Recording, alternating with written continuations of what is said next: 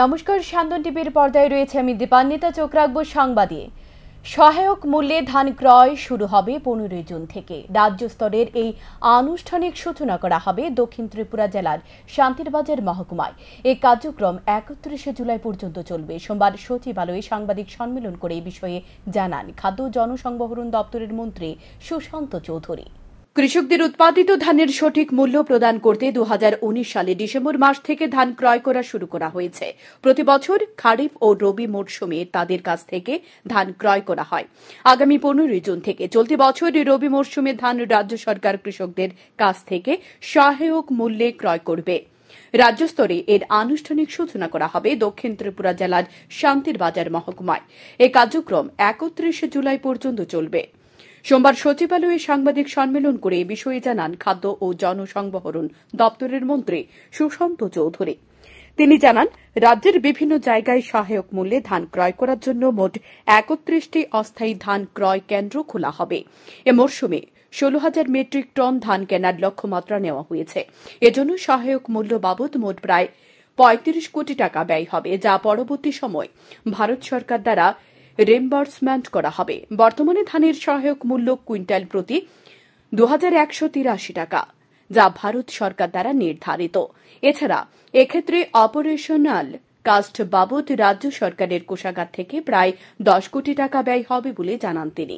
আপনারা জানেন যে আমাদের সরকার গঠিত হওয়ার পর 2018 সাল থেকে বছরে দুবার রবি এবং খারিফ সিজনে এমএসপিতে কৃষকদের কাছ থেকে ধান ক্রয় করা হচ্ছে এবং এই 18 সাল থেকে গত মরশুম পর্যন্ত প্রতি বছর দুবার করে এই ধান আমরা লাগাতার ক্রয় করে আসছি। এখন পর্যন্ত টোটাল যে ধান আমরা ক্রয় করেছি রাজ্য সরকারের তরফ থেকে কৃষকদের কাছ থেকে সরাসরি 1,92,052 এমটি। সারা রাজ্যের 8টি জেলা, এই 8টি জেলা থেকে এখন পর্যন্ত 1,92,052 এমটি ধান আমরা ক্রয় করতে পেরেছি এবং টোটাল ফার্মার কৃষক তাতে উপকৃত হয়েছেন আমাদের 1,309 জন কৃষক। সারা রাজ্যের প্রত্যেকটি জেলা থেকে 1,03,009 জন কৃষক এখন পর্যন্ত তাতে উপকৃত হয়েছে। টোটাল যে অ্যামাউন্ট আমরা কৃষকদেরকে প্রদান করেছি, অর্থাৎ যে পরিমাণ ধান আমরা ক্রয় করেছি সেই অ্যামাউন্টই আমরা কৃষকদেরকে প্রদান করেছি, সেটা হচ্ছে এখন পর্যন্ত 372 কোটি টাকা সারা রাজ্যে। এদিনের সাংবাদিক সম্মেলনে মন্ত্রী আরও একটি সিদ্ধান্তের কথা জানান। তিনি বলেন, এফসিআই থেকে রাজ্যের সরকারি খাদ্য গুদামে গণবণ্টনের জন্য খাদ্যশস্য পরিবহন এবং ন্যায্যমূল্যের দোকানে এই খাদ্যশস্য সহ অন্যান্য রেশন সামগ্রী সঠিক সময় পৌঁছাতে পরিবহনের কাজে খাদ্য দপ্তর টেন্ডারিং এর মাধ্যমে ট্রান্সপোর্ট কন্ট্রাক্টর নিযুক্ত করে থাকে। কিন্তু ট্রান্সপোর্ট কন্ট্রাক্টর দ্বারা সরবরাহ করা মালবাহী ট্রাক যথেষ্ট না হওয়ায় উক্ত কাজের জন্য খাদ্য দপ্তর প্রায় নিজস্ব মালবাহী ট্রাক ব্যবহার করে থাকে। এতদিন পর্যন্ত খাদ্য দপ্তরের কাছে 17টি এই ধরনের ট্রাক ছিল। বিগত কয়েক বছরে রাজ্যের গণবণ্টন ব্যবস্থার অধীনে ভোক্তাদের সংখ্যা একদিকে যেমন বৃদ্ধি পেয়েছে, অন্যদিকে নতুন নতুন সামগ্রীও যোগ করা হয়েছে। এর ফলে বর্তমানে রেশন সামগ্রীর পরিবহন সহ সরকারি উদ্যোগে ক্রয় করা ধান মিলগুলিতে পরিবহন ও মিলিং এর উপর উৎপাদিত চাল সরকারি খাদ্য গুদামে পরিবহন সম্পর্কিত কাজের লোড আগের থেকেই অনেকটাই বৃদ্ধি পেয়েছে। তা বিবেচনা করে খাদ্য দপ্তর প্রায় 1,87,00,000 টাকা ব্যয় করে আরও 5টি নতুন ট্রাক ক্রয় করেছে। 11 জুন আগরতলার এডিনগর স্থিত সেন্ট্রাল স্টোরে এই ট্রাকগুলি আনুষ্ঠানিক ফ্ল্যাগিং অফ করা হবে। 6টি জেলা, পশ্চিম জেলা, খোয়াই জেলা, ধলাই জেলা, সিপাহীজলা জেলা, গোমতী জেলা এবং দক্ষিণ জেলা, এই 6টি জেলায় আমরা প্যাডি প্রকিউরমেন্ট সেন্টার 31টা ব্লকে সেখানে আমরা করার সিদ্ধান্ত নিয়েছি। এবং এ বিষয়ে আজকে আমাদের এগ্রিকালচার দপ্তরকে সঙ্গে নিয়ে সারা রাজ্যে প্রতিটি বিডিও, আমাদের পঞ্চায়েত সমিতির chairman, vice chairman, SDM, agriculture যারা সুপারিনটেন্ডেন্ট আছেন সাব ডিভিশনে, যারা ডিস্ট্রিক্টের ডেপুটি ডিরেক্টররা আছেন এগ্রিকালচারের, তাদের প্রত্যেকের সাথে আমাদের একটা ভিডিও কনফারেন্স ছিল এবং সেখানে আমাদের সেক্রেটারি ফুডও ছিলেন, এগ্রিকালচার সেক্রেটারি ছিলেন, ডাইরেক্টর ফুড ছিলেন, ডাইরেক্টর এগ্রিকালচার সহ আমাদের অন্যান্য আধিকারিকরাও উপস্থিত ছিলেন। আগামী 15 তারিখ থেকে সূচনা হবে আমাদের এই খারিফ মরশুমে যে প্যাডি প্রকিউরমেন্ট, এবং তার যে অনুষ্ঠানটা সেটা হবে জুলাইবাড়ি থেকে আমরা করব। দক্ষিণ জেলার জুলাইবাড়ি থেকে মাননীয় কৃষিমন্ত্রী উপস্থিত থাকবেন রতনলাল নাথ, খাদ্যমন্ত্রী হিসাবে আমি উপস্থিত থাকব এবং সেখানকার মাননীয় মন্ত্রী জুলাইবাড়ির যিনি বিধায়ক শুক্লাচরণ নোয়াতিয়া সহ অন্যান্য আধিকারিকরা আমাদের খাদ্য দপ্তর এবং কৃষি দপ্তরে সেখানে উপস্থিত থাকবে। এবং এবারকার যে ধানের লক্ষ্যমাত্রা কেনা, এই 31টা পিপিসি যে প্যাডি প্রকিউরমেন্ট সেন্টার আমাদের 31টা ব্লকে যে টার্গেট আমরা রেখেছি, সেই টার্গেটটা হচ্ছে 15,000 এমটি। 15,000 এমটি এটা মন্ত্রী সুশান্ত চৌধুরী সাংবাদিক সম্মেলনে আরো জানান, খাদ্য দপ্তরের অধীনস্থ লিগাল মেট্রোলজি অর্গানাইজেশনের রাজ্যের বর্তমানে 17টি মহকুমায় সেকেন্ডারি স্ট্যান্ডার্ড ল্যাবরেটরি বিল্ডিং রয়েছে। সম্প্রতি দক্ষিণ ত্রিপুরা জেলার শান্তিরবাজার মহকুমায় আরও একটি এই ধরনের সেকেন্ডারি স্ট্যান্ডার্ড ল্যাবরেটরি বিল্ডিং তৈরির কাজ সম্পন্ন হয়েছে। এ কাজের জন্য যাবতীয় অর্থ কেন্দ্রীয় সরকারের তরফে বরাদ্দ করা হয়েছে। এই নতুন ভবনটি আগামী 15 জুন আনুষ্ঠানিক উদ্বোধন করা হবে বলে সাংবাদিক সম্মেলনের মধ্য দিয়ে জানান মন্ত্রী সুশান্ত চৌধুরী। আয়োজিত সাংবাদিক সম্মেলনে মন্ত্রী ছাড়া উপস্থিত ছিলেন সংশ্লিষ্ট দপ্তরের আধিকারিকরা। শ্যামদুন টিভি।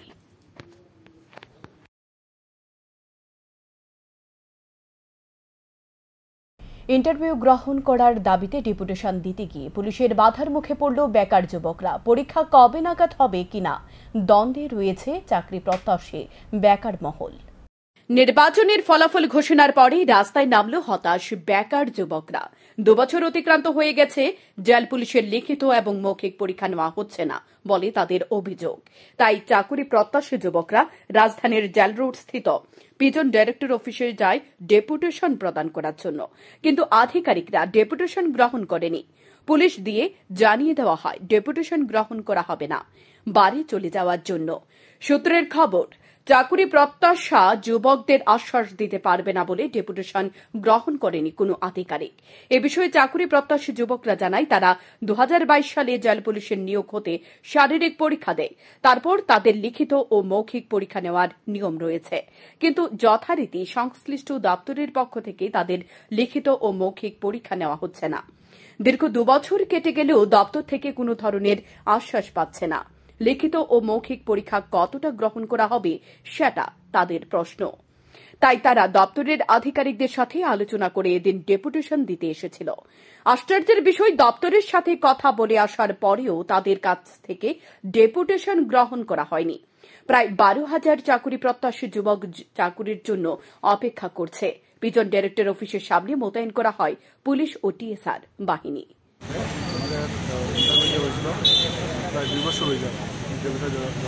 কিসের ইন্টারভিউ দিয়েছিলেন? জেল পুলিশে। কবে দিয়েছিলেন এটা? 2 বছর হয়ে যায়। আমরা জায়গা উত্তীর্ণ হয়েছি ফিজিক্যালে, তো আমরা সবাই এখানে আইসি আর কি ডেপুটেশন জমা দিতে। ঠিক আছে, আমরা সবাই এখন আইসি ডেপুটেশন জমা দিতে, তো ওইটার লেগে আমরা সবাই একত্রিত হয়েছি এখানে। আপনারা তো আগে তো পারমিশন নিয়েছিলেন মানে ডেপুটেশন যাওয়ার জন্য, মানে কবে নিয়েছিলেন এটা? 7/6 নেওয়া হয়েছিল। মানে ডেপুটেশন মানে তারিখটা কবে আসছিল? 7/6/24 নেওয়া হয়েছিল। 10 তারিখ আমরা জমা দিয়ে মনিটা হওয়া হয়েছিল। এখন পুলিশের তরফ থেকে কি মানে আপনারা কইছে? কোনো হইতো না, তারা পারমিশন নাই, ওইটার লেগে আমরা এখন দিতে পারতাম না। পারমিশনের কাগজটা দেখাইছেন আপনারা? দেখাইছি, হইছে না এখন, এটা হইছে না, এটা বলে ভ্যালিড না। এখন তোমরা কি চাও? আমরা তো স্যার আইসি সব একত্রিত হইছি জমা দেওয়ার জন্য, ডেপুটেশন জমা দেওয়ার জন্য আইসি। আমরা এটাই চাই, আমরা এক্সামটা তাড়াতাড়ি হয়। আমরা তো এই তো কি এক্সাম বাকি রয়েছে? আমরা জেল পুলিশের রিটার্ন এক্সাম আর বাইবাটা বাকি রয়েছে, এটা আমরা এখনো হয়েছে না। এটা টোটাল তোমরা মানে কতজন ক্যান্ডিডেট? টোটাল স্যার 12,000-এর উপরে ক্যান্ডিডেট আছে। তো এখানে আমরা এখানে আছে 30 জনের মতো আছে আমরা এখানে। আজকে আসা মূলত কারণটা হয়েছে তোমাদের এক্সামটা যাতে তাড়াতাড়ি হয়। হ্যাঁ, মেয়াদটা তাড়াতাড়ি। এই এক্সামটা নিতে কতদিন লাগছে, সময় নিতে আছে তারা? প্রায় তো 2 বছর হয়ে যায়। 2 বছর ধরে এক্সাম নেওয়া হইতেছে না। সবচেয়ে হাস্যকর বিষয় ছিল ডেপুটেশন প্রদান করতে আসা বেকার যুবকদের সংখ্যা থেকে পুলিশ ও টিএসআর এর সংখ্যা ছিল 3 গুণ। Salmon TV. রাজ্য পুলিশের কনস্টেবল পদে লিখিত পরীক্ষার ফলাফল দ্রুত প্রকাশ করার দাবিতে রাজ্য পুলিশের সদর কার্যালয়ের সামনে বিক্ষোভ। রাজ্য পুলিশের কনস্টেবল পদে নিয়োগের জন্য লিখিত পরীক্ষার ফলাফল অবিলম্বে ঘোষণা করার দাবিতে রাজ্য পুলিশের সদর কার্যালয়ের সামনে বিক্ষোভ দেখায় চাকুরি প্রত্যাশীরা। তাদের বক্তব্য, 2021 সালে সেপ্টেম্বর মাসে রাজ্য পুলিশের নিয়োগ প্রক্রিয়া বিজ্ঞপ্তি প্রকাশ হয়। বিজ্ঞপ্তি প্রকাশ হওয়ার পর ধাপে ধাপে নিয়োগ প্রক্রিয়ার জন্য পরীক্ষা দিতে শুরু করে নিয়োগ প্রক্রিয়ার বোর্ড। প্রথম ধাপে শারীরিক পরীক্ষা নেওয়া হয়। এই শারীরিক পরীক্ষায় 6,200 জন উত্তীর্ণ হয়েছে। দ্বিতীয় ধাপে লিখিত পরীক্ষা গ্রহণ করা হলেও এখনও পর্যন্ত ফলাফল ঘোষণা করা হয়নি। বহুবার দপ্তরের দরজায় কড়া নাড়া হয়েছে, অথচ এ বিষয়ে কোনো ধরনের আশ্বাস মিলছে না তাদের। অবশেষে রাজ্য পুলিশের মহানির্দেশকের দৃষ্টি আকর্ষণ করতে সোমবার তারা পুলিশের সদর কার্যালয়ের সামনে জমায়েত হয়ে দাবি জানায় পঞ্চায়েত নির্বাচন ঘোষণা হওয়ার আগে লিখিত পরীক্ষার ফলাফল প্রকাশ করার জন্য এবং আসন্ন দুর্গাপূজার আগে পুরো নিয়োগ প্রক্রিয়া পরীক্ষা সম্পন্ন করে 1000 শূন্য পদে পূরণ করার জন্য দাবি জানানো হয়। তাদের অভিযোগ, কচ্ছপের গতিতে চলছে নিয়োগ প্রক্রিয়া সম্পূর্ণ করার কাজ। এতে করে চাকরির বয়স হারাচ্ছে বহু যুবক যুবতী। পাশাপাশি হতাশ হয়ে পড়ছে তারা। কিন্তু এভাবে আর চলবে না বলে সরকারের উদ্দেশ্যে হুঁশিয়ারি দিয়ে বলেন, দ্রুত লিখিত পরীক্ষার ফলাফল ঘোষণা না হলে আগামী দিনে বৃহত্তর আন্দোলনের পথে হাঁটবে। বেকার বলে তাদের নিয়ে এ ধরনের ছেলে খেলা চলবে না। পরবর্তী সময়ে রাজ্য পুলিশের মহানির্দেশকের কাছে ডেপুটেশন প্রদান করে চাকরির প্রত্যাশী যুবক যুবতীরা। আমরা আজকে সমস্ত ত্রিপুরা পুলিশের ক্যান্ডিডেট, ঠিক আছে, আমরা একলগ হয়েছিরা ডিজিপি স্যারের কাছে একটা ডেপুটেশন দিতেছি যাতে আমরা যে ত্রিপুরা পুলিশের যে প্রসেসটা, সিলেকশন প্রসেস, এটা খুবই ধীরগতিতে চলতেছে। কারণ এটার যে প্রথম নোটিফিকেশন এটা 2021-এর সেপ্টেম্বর মাসে আসছে। প্রথমে 500 পোস্ট আসছিল, তারপরে এটারে বাড়াইছিরা এটারে 1000 করা হয়েছে। 2021-এর সেপ্টেম্বর মাসে প্রথম নোটিফিকেশন আছে, ওখানে 2024 চলতেছে, 2024-এর জুন মাস চলতেছে, এখনো কোনো ইউই নাই। ফিজিক্যাল গেছে, ফিজিক্যালের 2022-এর লাস্টে ফিজিক্যাল গেছে, এর 1 বছর পরে রিটার্ন টেস্ট গেছে, রেজাল্টের কোনো খবর নাই। মাসের পর মাস চলে যাইতেছে গা, এইভাবে চললে তো হইতো না। তো আমরা আজকে একলগে হয়েছি, স্যারের কাছে একটা ডেপুটেশন দিতেছি যাতে এটা তাড়াতাড়ি সম্পূর্ণ করা হয়। আর যদি যাতে এটা ইলেকশনের আগে, পঞ্চায়েত ইলেকশন কিছুদিন পরে, এর আগে যাতে আমরা রেজাল্ট পাবলিশ করা হয় যে রিটেন টেস্ট দিছি, আর দুর্গাপূজার আগে যাতে ফুল প্রসেস কমপ্লিট করা হয়। আর যদি এমন না হয় তাহলে আমরা আগামী দিনে এর চেয়েও বেশি বড় আন্দোলনে সম্মিলিত হবো, ঠিক আছে। নাহলে কারণ সবাই যেন বয়স যাইতেছে গা, ঠিক আছে, মেয়েরাও বাচ্চা প্রেশার দিতেছে, বিয়ে দিয়ে লাগবে এরকম। তো তারা পড়াশোনা করছে, একটা কিছু করার লিগে, তো তারা যদি বিয়ে হয়ে যায় তাহলে কি লাভ হইব। বা আমরা একবার একটা ভ্যাকেন্সি বেরিয়েছে, এটারে ফুলফিল করতে 3 বছর, 4 বছর, 5 বছর। তো আমরা আরেকবার যে ইন্টারভিউ দিব, এটার কোনো সুযোগ নাই। শুধু আমরা ত্রিপুরা পুলিশের যে এমন না, জেল পুলিশও সেম, ফায়ার সার্ভিসও সেম, জিআরবিটি গ্রুপ ডিও সেম। এরপরে 2019-এ লাস্ট টিএসআর আছে, 2024 চলে, টিএসআর কোনো পাত্রই নাই। এত দেরি হইলে কি হইব নি? উল্লেখ্য, রাজ্যের বেকার আন্দোলন ক্রমশ দিকে দিকে শুরু হতে চলেছে। একই দিনে আগরতলা শহরের জেল পুলিশ, জেআরবিটি এবং রাজ্য পুলিশের নিয়োগ প্রক্রিয়া দ্রুত সম্পন্ন করতে ডেপুটেশন প্রদান করতে লক্ষ্য করা যায় সোমবার। Salmon TV. অতি দ্রুত জেআরবিটির গ্রুপ ডি পদে চাকুরি প্রত্যাশীদের মেধা তালিকা প্রকাশের দাবিতে জেআরবিটির অধিকর্তার নিকট ডেপুটেশন প্রদান করল চাকুরি প্রত্যাশীরা। 2020 সালের জেআরবিটির মাধ্যমে গ্রুপ ডি পদে নিয়োগ প্রক্রিয়া শুরু হয়। যারা লিখিত পরীক্ষা উত্তীর্ণ হয়েছে তাদের মৌখিক পরীক্ষা নেওয়া হয়, কিন্তু এখনো পর্যন্ত মেধা তালিকা প্রকাশ করা হয়নি। লিখিত পরীক্ষার পাশ করা চাকুরি প্রত্যাশীরা সোমবার জেআরবিটির অধিকর্তার কার্যালয়ের সামনে জড়ো হয়। সেখান থেকে এক প্রতিনিধি দল অধিকর্তার কার্যালয়ে গিয়ে অধিকর্তার নিকট ডেপুটেশন প্রদান করে। তাদের দাবি অবিলম্বে মৌখিক পরীক্ষার মেরিট লিস্ট ও ওয়েটিং লিস্ট প্রকাশ করা হোক। স্যার, আজকে মূল কারণ হয়েছে আমরা জেআরবিটি গ্রুপ ডির যে আমরা এই মৌখিক পরীক্ষা এবং ইন্টারভিউ আমরা যারা কমপ্লিট হয়েছে এই প্রসেসিংটা আজকে 2020 থেকে চালু হয়েছে আর আজকে 2024-এর প্রায় শেষের পথে। আমরা গভর্নমেন্টের কাছে আমাদের দাবি যেভাবে আমাদের প্রসেসিংটা সরকার সহমর্মিতার সাথে কমপ্লিট করেছে, এখন অতি দ্রুত যাতে আমাদের মেরিট লিস্টটা প্রদান করা হয়, এটা আমাদের গভর্নমেন্টের কাছে দাবি। যাতে এই মাসের 15 তারিখের ভিতরে আমাদের মেরিট লিস্টটা গ্রুপ ডি এর প্রকাশ করা হয় এবং যাতে সাথে ওয়েটিং লিস্ট প্রকাশ করা হয়। এই জন্য আমাদের এখন দাবি সমর্থ দিয়ে আমরা ডাইরেক্টরের কাছে আমাদের দাবি সমর্থ জমা দিয়েছি। কতজন আপনারা গিয়েছিলেন? আমরা এখানে প্রায় 50 জনের মতো আজকে এসেছি। মানে সারা রাজ্যে কত হবে আপনাদের? সারা রাজ্যে প্রায় আমরা রিটেনের দিকে প্রায় 16,000 সামথিং, প্রায় বাইবাতে মনে হয় সম্ভবত 12,000-এর মতো আমরা বাইবা দিয়েছি। এখন এটা টোটাল পোস্ট হয়েছে 2,500। উচ্চ ক্ষমতা সম্পন্ন 11 কেভি বিদ্যুতের লাইন সারাই করতে গিয়ে বিদ্যুৎপৃষ্ট হয়ে ঘটনাস্থলে মৃত্যু হয় খোয়াই তুলাশেখরের এক বিদ্যুৎ কর্মীর। ঘটনার বিবরণে জানা যায়, সোমবার দুপুরে খোয়াই তুলাশেখর মিঠুন দাস ও অরুণ দেববর্মা নামে দুই বিদ্যুৎ কর্মী বেহালা বাড়ি এলাকায় বিদ্যুৎ সংস্কার করতে যায়। মিঠুন দাস নামে বিদ্যুৎ কর্মী জাম্পারিংটি কাটাতে গেলে সাথে সাথে বিদ্যুৎপৃষ্ট হয়ে সিঁড়ি থেকে নিচে পড়ে যায়। ঘটনাস্থলে মৃত্যু হয় এই বিদ্যুৎ কর্মীর। মৃত ব্যক্তির বাড়ি খোয়াই চেয়ারমা এলাকায়। 11 কেভি উচ্চ ক্ষমতা সম্পন্ন বিদ্যুৎ পরিবাহী তারে প্লাস দিয়ে লাইন বিচ্ছিন্ন করতে গিয়ে এই দুর্ঘটনা ঘটেছে বলে এলাকাবাসী এবং বিদ্যুৎ নিগমের আধিকারিকদের কাছ থেকে জানা যায়। আরও জানা গেছে, ঘটনার পর সাথে সাথে হাসপাতালে নিয়ে যাওয়া হয়, কিন্তু কর্তব্যরত চিকিৎসক তাকে মৃত বলে ঘোষণা করেন। সকালবেলা খবর পাইছে অফিস থেকে যে ওই ব্রাঞ্চ লাইনের মধ্যে একটা ফেজ পাইতেছে না। ফেজ না পাওয়াতে কি করছে তারা, স্টাফ আইসে এখানে আয়া এখানে যেহেতু ব্রাঞ্চ লাইনে জিও সিস্টেম আছে, কাটার সিস্টেম আছে, ওই জিও কাইটটা তালা দিয়া তারা লাইনে বাইর হয়েছে চেক করতো, যেখানে জাম্পারিং আউট হয়েছে এটা খুঁজে বার করতো। তারা বাইর হয়েছে অ্যাকর্ডিংলি তারা ওইটা দেখছে এখানে একটা এইসব বিপদ হয়ে দেখে তারা ভাবছে এখানে পার্মানেন্টলি জাম্পার কাইটটা আউট করে তারা এদিকে স্বাধীনভাবে কাজ করানোর লেগে তারা এখানে জাম্পারিং কাটতে উঠছিল।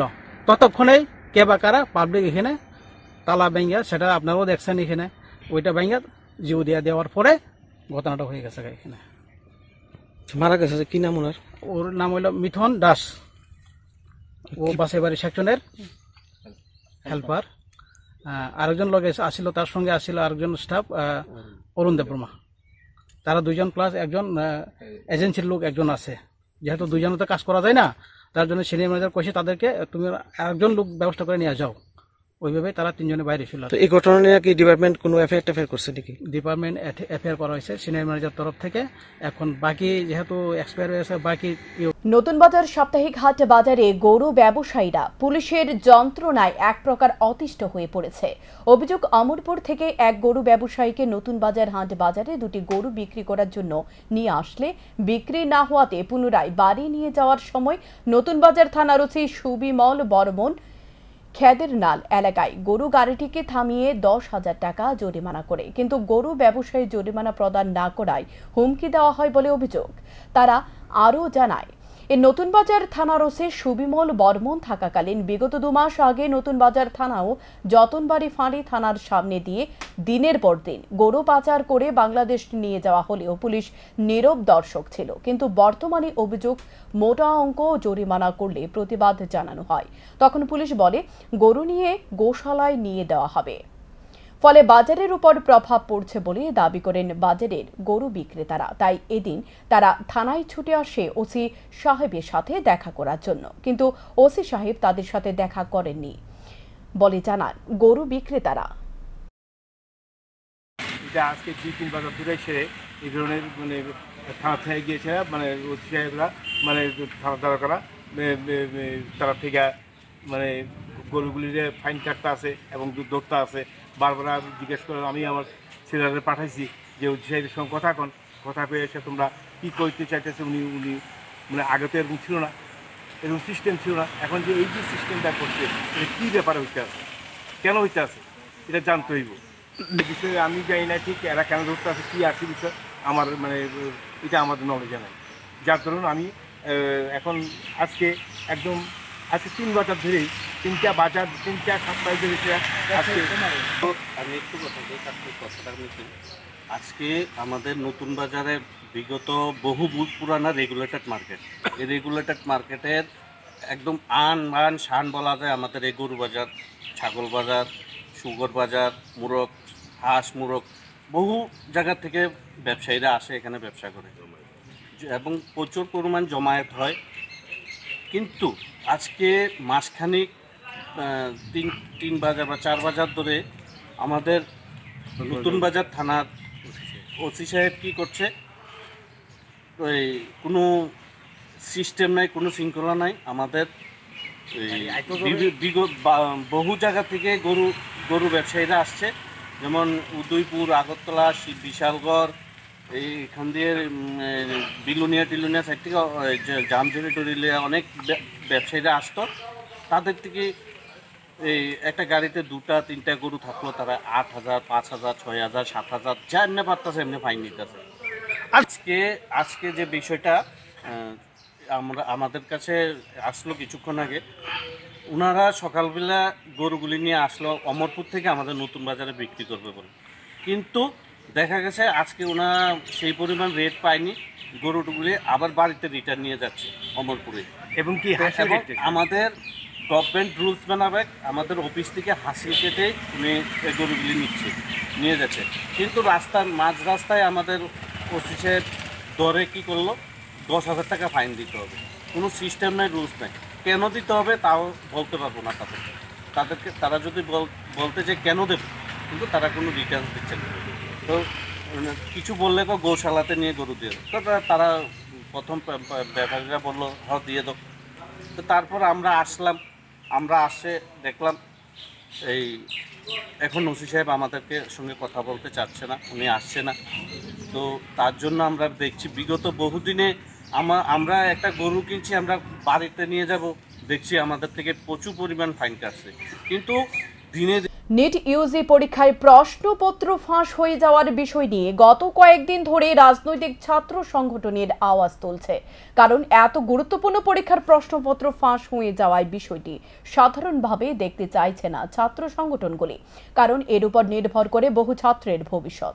এদিকে শেষ পর্যন্ত নিট ইউজি 2024-এর পরীক্ষার কেলেঙ্কারির সিবিআই তদন্তের দাবিতে সরব হয় শাসক দলের ছাত্র সংগঠন অখিল ভারতীয় বিদ্যার্থী পরিষদ। সোমবার অখিল ভারতীয় বিদ্যার্থী পরিষদ ত্রিপুরা প্রদেশের পক্ষ থেকে রাজধানীর উজ্জয়ন্ত প্রসাদের সামনে বিক্ষোভ প্রদর্শন করা হয়। সংগঠনের নেতৃত্বরা সংবাদ মাধ্যমের মুখোমুখি হয়ে জানান, নিট ইউজি 2024-এর পরীক্ষার প্রশ্নপত্র পরীক্ষার আগে ফাঁস হয়ে গিয়েছিল। অর্থের বিনিময়ে প্রশ্নপত্র ফাঁস করে দেওয়া হয়েছে, তাই পুনরায় নিট ইউজি 2024-এর পরীক্ষা গ্রহণের দাবি জানানো হয় সংগঠনের পক্ষ থেকে। পাশাপাশি এই ঘটনার সিবিআই তদন্তের দাবি জানায় অখিল ভারতীয় বিদ্যার্থী পরিষদের ত্রিপুরা প্রদেশ। আরোপের মধ্যে দিয়ে আমাদের এবিপির দাবি যে সিবিআই তদন্ত এটাকে দিতে হবে। যারা নিটের মতো এত একটা সেন্সিটিভ এক্সাম, যেখানে বাচ্চারা ডক্টর হওয়ার জন্য পরীক্ষা দেয়, কিন্তু ওরা এটা নিয়ে দুর্নীতি করেছে। তো আমরা চাই সিবিআই তদন্ত এটা নিয়ে হোক। আর যেই সব মেইন যে প্রবলেমটা মার্কস গ্রেস করা, মার্কস গেইন করা, এনটিএ তাদের ভুলটা মানে লুকানোর জন্য ওরা স্টুডেন্টদের যারা 15 মিনিট 20 মিনিট এক্সাম দিতে লেট হয়েছে, তাদের প্রতি মিনিট 4টা মার্কস মানে 10 মিনিটে 40টা মার্কস এক্সট্রা গেইন করিয়েছে, উইদাউট ওরা কিছু দেখ বা না দেখ, লেখক বা না লেখক। তো এইসব গ্রেসের জন্য আমরা দেখতে পাচ্ছি র্যাঙ্কটা অনেক ইনক্রিজ হয়েছে। এই প্রথমবার এনটিএতে 67 স্টুডেন্ট টপ করেছে। এটা কিভাবে পসিবল? ওএমআর শিটে যখন ওএমআর শিট নিট পাঠালো সবাই ইমেলে রেজাল্টের 2 দিন আগে, তখন ওরা ক্যালকুলেট করে দেখতে পেল যে 650 মার্ক বা 670 এরকম মার্কস আসছে, কিন্তু রেজাল্টের সময় দেখতে গেল ওরা 700-তে 720-এ 720 পাচ্ছে। তো এই মার্কস গেইনটার জন্য কতটুকু স্টুডেন্ট তারা সিট পাবে না, অল ইন্ডিয়ার নিটের মতো মানে মেডিকেল সিট পাবে না, এটা একটা অনেক ক্রুশাল বিষয়। আর যখন আমরা দেখতে পাচ্ছি যে কাট অফটা 130 বা 150 আসছে, এবার কাট অফটা 200, 250ও গেছে। যারা 550 এবং 600ও পেয়েছে ওরাও এবার সিট পাবে না, এই শুধু মার্ক গ্রেসের জন্য। তা আমাদের এটাও দাবি থাকবে যে মার্ক গ্রেসটা যাতে বন্ধ করা হোক, আর কি বন্ধ করে তার ভুলটা স্বীকার করে আবার রিনিট হোক। তো এবিপির এটাই মার্ক। গৌরব দাস, স্টেট গভর্নমেন্ট। নিয়মিতকরণ করা হচ্ছে না রাজ্যের স্বাস্থ্য দপ্তরের ক্যাজুয়াল কর্মীদের, তাই প্রতিবাদে সামিল হয়ে সোমবার উচ্চ আদালতে রায়ের প্রতিলিপি স্বাস্থ্য দপ্তরের অধিকর্তার হাতে তুলে দেন তারা। স্বাস্থ্য দপ্তরের ক্যাজুয়াল কর্মী রতন দেবনাথ জানান, স্বাস্থ্য দপ্তরের দীর্ঘদিন কাজ করার পর 2010 সালে স্বাস্থ্য দপ্তর তাদেরকে ক্যাজুয়াল কর্মী হিসেবে স্বীকৃতি প্রদান করে। তাদেরকে বলা হয়েছিল 10 বছর ক্যাজুয়াল কর্মী হিসেবে কাজ করার পর তাদেরকে নিয়মিত করা হবে, কিন্তু তাদের মাধ্যমে অনেকে 20 থেকে 30 বছর ধরে কাজ করে আসছে, দপ্তরে তাদেরকে নিয়মিত করছে না। বহুবার নিয়মিতকরণের জন্য দপ্তরের অধিকর্তার নিকট দাবি জানানো হয়েছে, কাজের কাজ কিছুই হয়নি। বাধ্য হয়ে তারা উচ্চ আদালতের দ্বারস্থ হয়। সম্প্রতি উচ্চ আদালত রায় প্রদান করে, রায়ে উচ্চ আদালত উল্লেখ করেছেন, নিয়মিতকরণ করা না হলে সম কাজের জন্য সম বেতন প্রদান করা হোক। তাই এদিন তারা উচ্চ আদালতের রায়ের কপি দপ্তরের অধিকর্তার হাতে তুলে দিয়ে নিজেদের দাবিগুলি তুলে ধরেন। আজকে আমরা এখানে এসেছি, আমাদের স্বাস্থ্য দপ্তরের ক্যাজুয়াল কর্মীরা দীর্ঘদিন ধরেই স্বাস্থ্য অধিকর্তা এবং রাজ্য সরকারের নিকট একটা দাবি ছিল যে রেগুলাইজেশন করার জন্য। সেটা আমরা দীর্ঘদিন 20 থেকে 25 বছর, কারোবার 30 বছর স্লিপ ওয়ার্কারে কাজ করে শেষে 2010-এ ক্যাজুয়াল কর্মীতে তাতে স্বীকৃতি দেয় রাজ্য সরকার। এই মূলে আমার 10 বছর কমপ্লিট হওয়ার পরে রেগুলার হওয়ার কথা ছিল, কিন্তু বর্তমান রাজ্য সরকার এটা বর্তমানে ক্যাপ্টেন হোল্ড মানে স্থগিত করে রেখেছেন, যার জন্য আমরা দীর্ঘদিন এই বিষয়ে আলাপ আলোচনা করেছি প্রশাসনের সঙ্গে, কিন্তু কোনো আমরা সুউত্তর পাইনি। ফলে আমরা বাধ্য হয়ে আমরা মহামান্য হাইকোর্টের কাছে দ্বারস্থ হয়েছিলাম। তো গত মাসের 13 তারিখ আমাদের মহামান্য হাইকোর্ট থেকে একটা রায় বের হয়েছে যে অনিয়মিত কর্মচারীরা রেগুলার না হোক, অন্তত তাদেরকে সমকাজে সমবেতন দেওয়ার ব্যবস্থা করতে হবে। যে এই রায় কপি নিয়ে আজকে আমরা স্বাস্থ্য দপ্তরের নিকট এসেছি। আমরা ডাইরেক্টর সাহেবের সঙ্গে আমরা কথা বললে আমাদের সেই দাবিপত্র এখানে আমরা সাবমিট করব। আপনার নামটা? আমার নাম রতন দেবনাথ। ঘোলা জলে মাছ ধরতে চাইছে পুলিশ। সম্প্রতি জাতীয় স্তরে পরীক্ষা থেকে শুরু করে রাজ্যের এডিসি প্রশাসনের নিয়োগ প্রক্রিয়ার প্রশ্নপত্র ফাঁসের অভিযোগ সামনে উঠে এসেছে। সংশ্লিষ্ট বোর্ড কর্তৃপক্ষ সততার অবলম্বন না করার কারণে এবং নিয়োগ সম্পর্কে অনভিজ্ঞতার হওয়ার কারণে প্রশ্নপত্র ফাঁস হয়ে যাওয়ার ঘটনা আলোড়ন সৃষ্টি করেছে সারা রাজ্যে। এর মধ্যে বিশালগড় থানার পুলিশ অমিত দেববর্মা নামে এক অভিযুক্তকে জালে তুলেছে। বিশালগড় থানার ওসি রানা চ্যাটার্জি এই বিষয় নিয়ে স্পষ্ট কিছু বলেননি সংবাদ মাধ্যমকে, তবে তিনি জানিয়েছেন, জাতীয় স্তরে একটি পরীক্ষার প্রশ্নপত্র ফাঁস হয়ে যাওয়ার ঘটনায় পশ্চিম আগরতলা থানার একটি মামলা হয়েছিল। এ মামলার অভিযুক্ত অমিত দেববর্মা পলাতক ছিল, তাকে বিশালগড় থানার পুলিশ আটক করেছে। উল্লেখ্য, নেট ইউজি 2024-এর পরীক্ষার প্রশ্নপত্র পরীক্ষার আগে ফাঁস হয়ে গিয়েছিল। অর্থের বিনিময়ে প্রশ্নপত্র ফাঁস করে দেওয়া হয়েছে বলে অভিযোগ তুলছে রাজ্যের ছাত্র সংগঠনগুলি। আমাদের কাছে ওয়েস্ট আগরতলা পুলিশ স্টেশন থেকে একটা রিকুইজিশন এসেছিল ওকে ডিটেন করার জন্য। অ্যাকর্ডিংলি আমরা ওকে অমিত দেববর্মাকে ডিটেন করেছি এবং তাদের পুলিশ অফিসার এসেছে, এখন হ্যান্ড ওভার করে দিয়েছে। কোথায় থেকে তাকে গ্রেফতার করা হয়েছে? তা আমাদের পুলিশ স্টেশনের এরিয়া থেকে ওকে গ্রেফতার করা হয়েছে। স্যার, কি কারণে গ্রেফতার করা হয়েছে? ওয়েস্ট পিএস এর একটা কেসে ওয়ান্টেড আছে, সেই কেসে একটা জাতীয় এক্সামিনেশন রিলেটেড কেস। হ্যাঁ, ওই examination related question paper related কেসে ওকে ডিটেন করা হয়েছে। বাকি সবকিছু তথ্য আমরা ওয়েস্ট পিএস থেকে। স্যার, কি নাম ছেলেটা যে অ্যারেস্ট হয়েছে? কি নাম স্যার? ওর নাম অমিত দেববর্মা। টিটিএডিসি প্রশাসনের অধীনে সাব জোনাল ডেপুটি অফিসার এবং ডেপুটি প্রিন্সিপাল অফিসার 110টি পদে লোক নিয়োগের প্রশ্ন ফাঁস হয়ে যায় গত 8 জুন। রবিবার ছিল এই পরীক্ষা, পরে পিছিয়ে দেওয়া হয় রবিবারের পরীক্ষা। ইতিমধ্যে এই ঘটনার প্রতিবাদে সরব হয়েছে বিভিন্ন ছাত্র সংগঠন। এবার এই ঘটনার সিবিআই তদন্তের দাবি জানায় ত্রিপুরা স্টুডেন্ট ফেডারেশন। এদিন ত্রিপুরা স্টুডেন্ট ফেডারেশনের পক্ষ থেকে এক প্রতিনিধি দল রাজ্যপালের নিকট ডেপুটেশন প্রদান করতে যায়, কিন্তু রাজ্যপালের অনুপস্থিতিতে তারা এদিন রাজ্যপালের সচিব ইউকে চাকমার নিকট ডেপুটেশন প্রদান করে। ত্রিপুরা স্টুডেন্ট ফেডারেশনের পক্ষ থেকে এই ঘটনার সিবিআই তদন্তের দাবি জানানো হয় রাজ্যপালের নিকট। উল্লেখ্য, টিটিএ এডিসি প্রশাসন লোক নিয়োগের জন্য যে বোর্ড গঠন করেছে সে বোর্ডের সদস্য প্রদীপ দেববর্মা পশ্চিম থানায় লিখিত অভিযোগ দায়ের করেন। অভিযোগপত্রে উল্লেখ করা হয়েছে পরীক্ষার পূর্বে তাদের পরীক্ষার আনসার কি ফাঁস হয়ে গেছে। অভিযোগপত্রে সুজন ঘোষ ও চয়ন সাহা নামে দুজনের নাম উল্লেখ করা হয়েছিল। যথারীতি রবিবার দুপুরে চয়ন সাহাকে গ্রেপ্তার করা হয়েছে। চয়ন সাহা জেরক্স দোকানদার। চয়ন সাহার নিকট আনসার কি জেরক্স করার জন্য দেওয়া হয়েছিল। তারপরে প্রশ্নপত্র ফাঁস হয়েছে।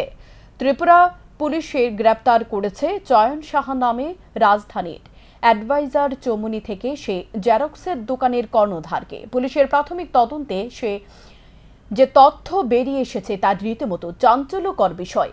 প্রশ্ন উঠতে শুরু করেছে, সরকারি ছাপাখানা থাকা সত্ত্বেও এত গুরুত্বপূর্ণ একটা পরীক্ষার আনসার কি কেন জেরক্স দোকানে জেরক্স করার জন্য দেওয়া হয়েছে? উত্তরটা হয়তো সময় দেবে। You all know what has happened on Saturday night. The recruitment by the TTADC government, the examination was to be held on Sunday yesterday.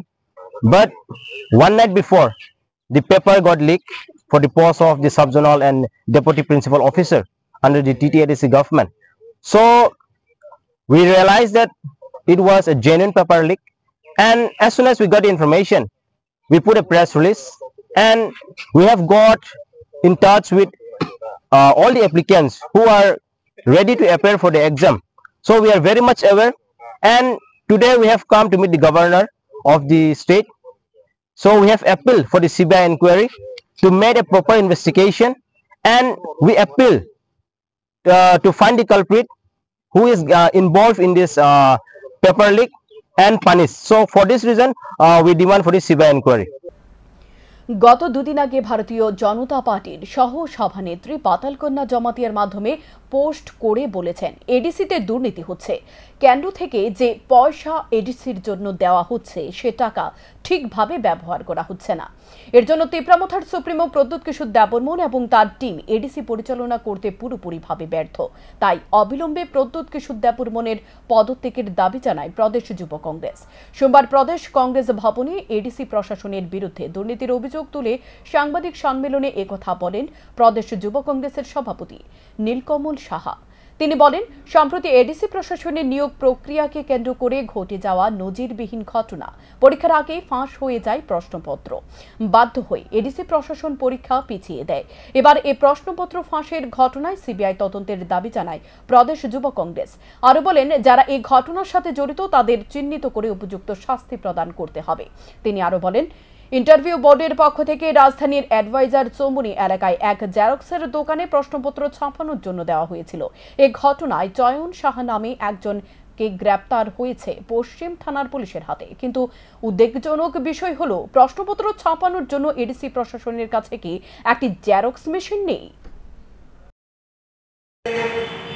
আমরা যদি রেকর্ড দেখি তাহলে ভারতীয় জনতা পার্টির সরকার হওয়ার পরে দেশে 70টা পরীক্ষার পেপার লিক হয়েছে এবং সেই পেপার লিকে 1.5 কোটি যুব যুবতী আজকে affected. 1.50 crore student, total 70 exam papers have leak, যেটার মধ্যে উত্তরপ্রদেশেই খালি 35টার বেশি পেপার লিক হয়েছে।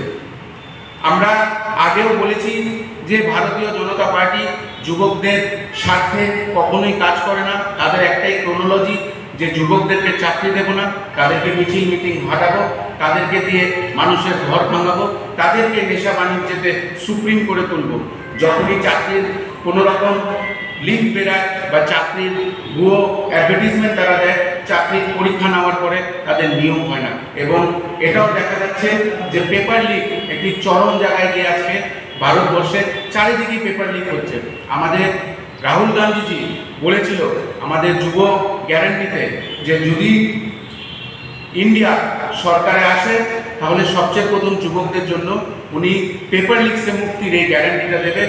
এবং আমরা আশা করি আমরা জোর গলায় একটাই কথা বলতে চাই যে যেখানে যেখানে ইন্ডিয়া অ্যালায়েন্সে বিশালগড়ের অফিসটিলা এলাকায় এক বাড়ি থেকে দিনের আলোয় মোবাইল চুরি করে নিয়ে গেল এক চোর। ঘটনার বিবরণে জানা যায়, এলাকার বাসিন্দা পার্থ রায়ের বাড়িতে কর্মসূত্রে ভাড়া থাকেন শ্রাবণী দাস নামে এক মহিলা। সোমবার সকালে শ্রাবণী দাস অফিসে যাওয়ার জন্য প্রস্তুতি নিচ্ছিলেন। অফিসে যাওয়ার জন্য প্রস্তুত হওয়ার পর তিনি দেখতে পান ওনার মূল্যবান মোবাইলটি নেই। সাথে সাথে তিনি বাড়ির মালিক পার্থ রায়কে জানান। বাড়ির মালিক পার্থ রায় জানায় ওনার বাড়িতে সিসি ক্যামেরা রয়েছে। সেই সিসি ক্যামেরায় দেখা যায় এক চোর উনার বাড়িতে প্রবেশ করে ভাড়াটিয়ার ঘর থেকে মোবাইল চুরি করে নিয়ে গেছে। সিসি ক্যামেরা মোবাইল চুরির ঘটনা রেকর্ড হয়েছে। এ বিষয়ে বিশালগড় থানায় অভিযোগ দায়ের করা হয়েছে। বিশালগড় থানার পুলিশ সিসি ক্যামেরার ফুটেজ খতিয়ে দেখে ওই চোরকে শনাক্ত করার চেষ্টা করছে। রানীর বাজার গীতাঞ্জলি হল ঘরে সোমবার রানীর বাজার পৌর পরিষদের উদ্যোগে 2024 শিক্ষাবর্ষে মাধ্যমিক ও উচ্চ মাধ্যমিক পরীক্ষায় কৃতী ছাত্রছাত্রীদের সংবর্ধনা জ্ঞাপন অনুষ্ঠানে আয়োজন করা হয়। উপস্থিত ছিলেন মন্ত্রী সুশান্ত চৌধুরী সহ অন্যান্যরা। এদিনের অনুষ্ঠানে মন্ত্রী কৃতী ছাত্রছাত্রীদের সংবর্ধিত করে সকলের সুস্বাস্থ্য ও উজ্জ্বল ভবিষ্যৎ কামনা করেন।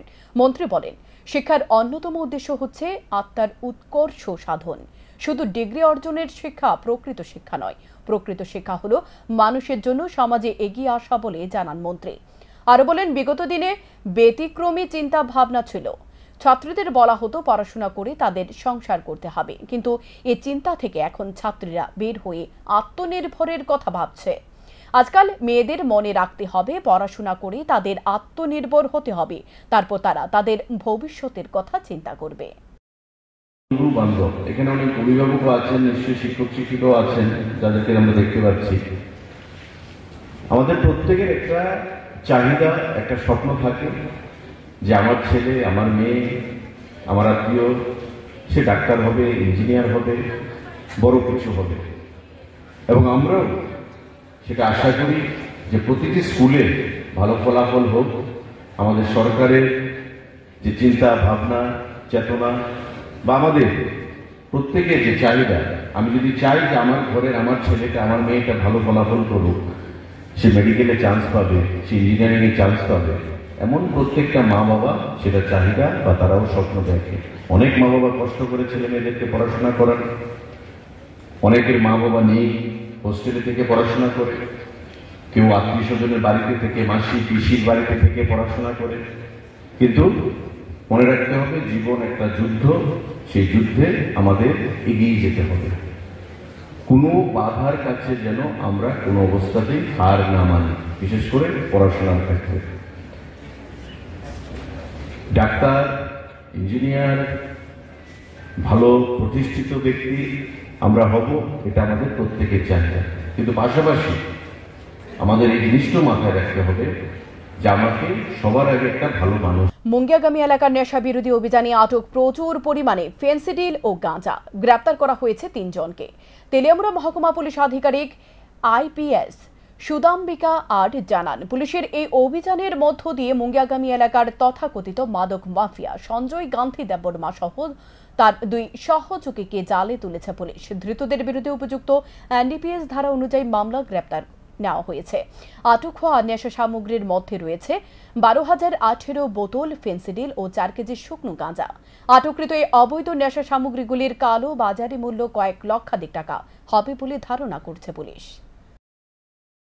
नार्कोटिक आइटम आज हमें एक सीक्रेट इन्फॉर्मेशन मिला, उसके अकॉर्डिंग हमें ये बताया गया था कि मुंगियाकामी PS के जुरिस्डिक्शन के अंदर बहुत सारा नार्कोटिक छुपा है। एक मधु कुमार लेबरमा के घर में हमने रेड किया और पाया 1218 फैंसी ड्रिल और 4 kg गांजा मिला। गांजा प्रेस करने वाला मशीन, वेइंग मशीन वगैरह मिला। हमने 3 लोगों को अरेस्ट किया है इसमें और एक स्पेसिफिक NDPS केस हमने रजिस्टर किया। শিশু পাচার প্রতিরোধ করতে বাল তস্করি সে আজাদি 2.0 নামে একটি সংবেদনশীল কর্মশালার আয়োজন করা হয় সোমবার। National commission for production and child rights এবং state commission for protection of child রাইটসদের যৌথ উদ্যোগে এই কর্মশালার আয়োজন করা হয়। এদিন প্রজ্ঞা ভবনে আয়োজিত কর্মশালায় উপস্থিত ছিলেন শিশু সুরক্ষা কমিশনের সদস্যরা, বিভিন্ন থানার ওসি সহ জেলা প্রশাসনের বিভিন্ন আধিকারিক। ত্রিপুরা শিশু সুরক্ষা কমিশনের চেয়ারপারসন জয়ন্তী দেববর্মা জানান, আজকের শিশুরা আগামী দিনের ভবিষ্যৎ, কিন্তু দেখা যাচ্ছে শিশু পাচারের ঘটনা সংঘটিত হচ্ছে। এটা অত্যন্ত উদ্বেগজনক বিষয়। রাজ্যের শিশু সুরক্ষা কমিশনের পক্ষ থেকে শিশু পাচারের ঘটনা রুখতে সব ধরনের ব্যবস্থা নেওয়া হচ্ছে। তবে শিশু সুরক্ষার জন্য পাচারের বিরুদ্ধে সোচ্চার হতে এবং সচেতন হতে আজকের এই কর্মশালার আয়োজন করা হয়। তিনি আরও জানান, শিশুরা অবুঝ হয়, তাই এই বিষয়ে করে অভিভাবকদের সচেতন থাকতে হবে। এর জন্য রাজ্যের বিভিন্ন স্থানে সচেতনমূলক কর্মসূচিও আয়োজন করা হয়েছে। কিন্তু ট্রাফিকিং এর সমস্যা খুব গুরুতরভাবে দেখা যাচ্ছে। তার জন্য এনসিপিসিআর এবং টিএসপিএসের সহযোগিতায় আজকে এই কর্মশালা বা ওয়ার্কশপটি অনুষ্ঠিত হচ্ছে, বিশেষত আমাদের শিশুদের সুরক্ষার জন্য। কারণ আজকের শিশু আগামী দিনে ভবিষ্যৎ, তার জন্য এই পদক্ষেপ নেওয়া। তো শিশুদের সচেতন করার জন্য বা তাদের অভিভাবকদের সচেতন করার জন্য কোনো পদক্ষেপ বা শিশু সুরক্ষা কমিশন কোনো ধরনের কোনো পদক্ষেপ বা উদ্যোগ নিয়ে? হ্যাঁ, আমরা অনেক আগের থেকে এটা 2.0, দ্বিতীয়ত এটা আজকের এই কর্মশালা দ্বিতীয় পর্যায়ে। কারণ আমরা অনেক আগের থেকেই এনসিপিসিআর এবং টিসিপিসিআর যৌথ উদ্যোগে এরকম অনুষ্ঠান আমরা করে যাচ্ছি, বিভিন্ন জায়গায় অ্যাওয়ারনেস প্রোগ্রাম করে যাচ্ছি। কারণ শিশুদের যেহেতু ওরা অবুঝ, কিছু বুঝতে পারে না, কারণ এদের ট্রাফিকিংয়ে বিশেষত শিকার হয়। আবার অনেক